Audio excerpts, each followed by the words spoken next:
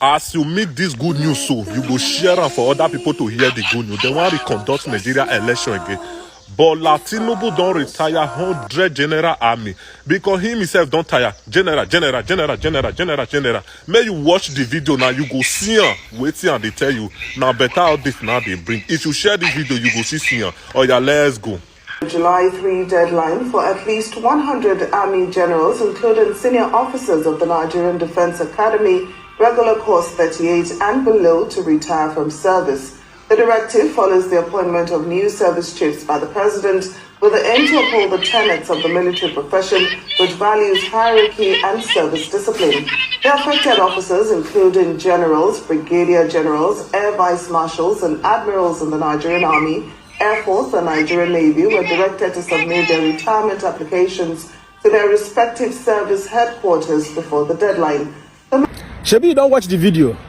A lot of people now they speculate, say, why did they retire all this army general and another game plan by the ruling party? Say they one day ready. They say they are already preparing for the next election. Say because from all indications now, say INEC fee conduct a runoff election or a fresh election, or they nullify the February 25th presidential election. Say this army general where they retire now, say another game plan. Now they don't perfect. So, well, whatever may be the case, we are prepared in this country to follow due process. We are prepared in this country to take back Nigeria. Make una first listen to wetin INEC people talk about runoff election, about conducting a fresh election. And from all indications, it be like saying only Tinubu and Peter Obi now go participate for the runoff election. As you watch this video, share am another person see am. God bless you. This is because the law gives the commission just 21 days within which to engage in reverse logistics and conduct a runoff election in case there's no winner. Moreover, some of you also know that as at the time of the conduct of the presidential election, the governorship election and the state assembly elections are still pending. So for the governorship election, the commission prints at least runoff ballot for 4 governorship elections in case we have challenges in terms of a winner not emerging on the first ballot in some of the states of the Federation. Now, how does a president emerge? And what are the conditions that will necessitate a second election? Because the Constitution calls it a second election. The Constitution doesn't call it a runoff. Section 134, subsection 2 of the Constitution of the Federal Republic of Nigeria, which is the fundamental law of the land, makes it mandatory that before anyone can be deemed to have been elected as the president of the Federal Republic of Nigeria, that candidate must secure the highest number of votes cast at the election. The candidate must secure the highest number of votes cast at the election and must also secure a quarter of the votes cast in 2/3 of all the states of the Federation and the Federal Capital Territory. That is mandatory. Now, if no candidate secures this highest number of votes and the mandatory threshold, the Constitution says that we must have a second election within a period of 21 days. Now, not all candidates are going to participate in this second election. 18 candidates will be on the ballot for the first election. If no candidate emerges on the first ballot, only 2 candidates are going to be on the second ballot, or only 2 candidates are going to contest the second election. Now, who are those candidates that will be on the ballot for the second election? The Constitution has made it very clear that 2 candidates that will be on the ballot are: one amongst the candidates who scored the highest number of votes at the election, the one that scored the highest number of votes at the election. The second candidate that will be on the ballot will be one amongst the remaining candidates who has a majority of the votes in the highest number of states.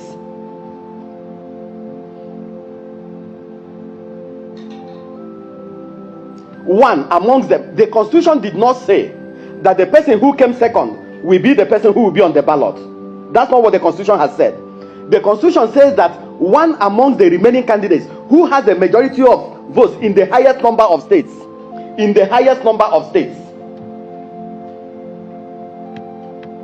will be the second candidate. So you may have a situation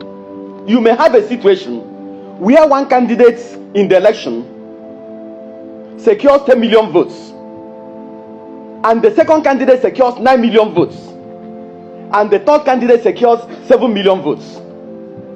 But that third candidate secured majority of votes in the highest number of states. The constitution says that is that third candidate that will be on the ballot with the first person.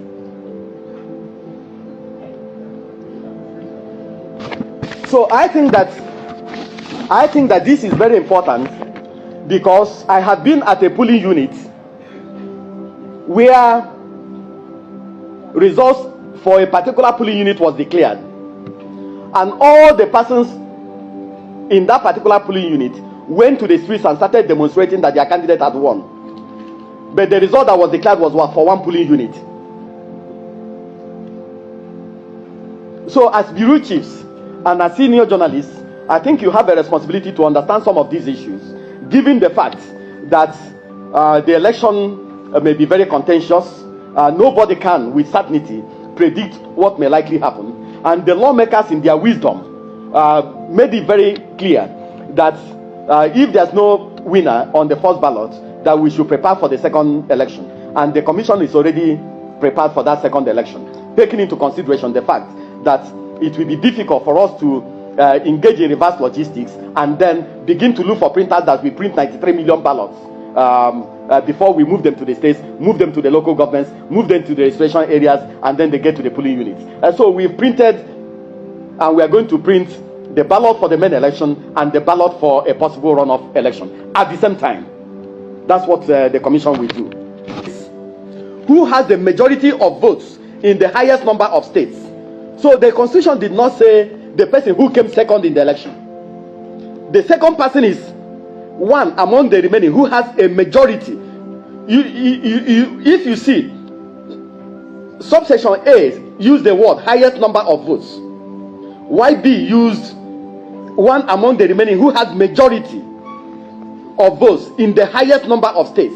Majority in the highest number of states. Majority in the highest number of states. So I want to leave it, at this, because if I go further than this, you have to pay a consultation fee. I will now transform into a lawyer. For the second election, we will also print ballot papers for 18 political parties. It is now the responsibility of the Nigerian people. It is now, just a minute. The moment, just a minute, just hear me. When elections are over and no candidate emerges, the commission will make a determination of the candidate that has the highest number of votes and the one that has the highest spread.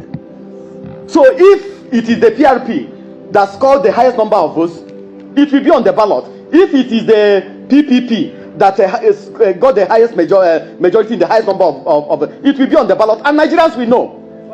What about the 16 other parties? The 16 other political parties, if you go and put anything for them, whatever you have put in is a wasted vote.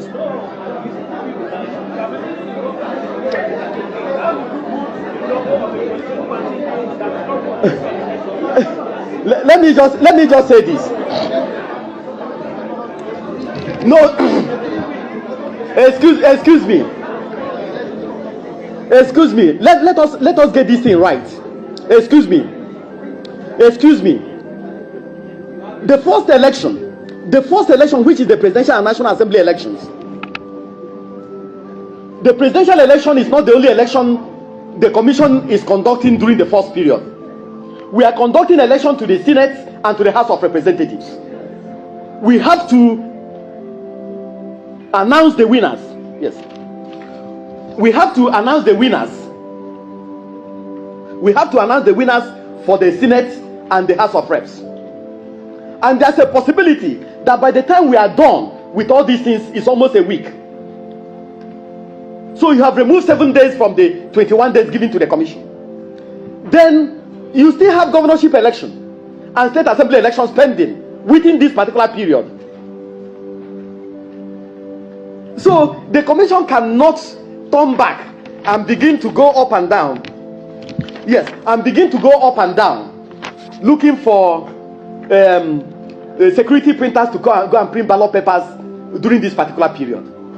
So what the commission will do within this particular period, and what the political parties will do within this particular period, is to engage in massive voter education, so that Nigerians will know the political party that got the highest number of votes and the political party that will be the second party on the ballot. I don't think that there's anything odious about this. And so you cannot print 93 million ballots when you have governorship elections to contend with, you have state assembly elections to contend with, you are declaring winners for senatorial election, you are declaring winners for House of Representatives elections, and there's also a possibility that some of the governorship elections may also go into a runoff, because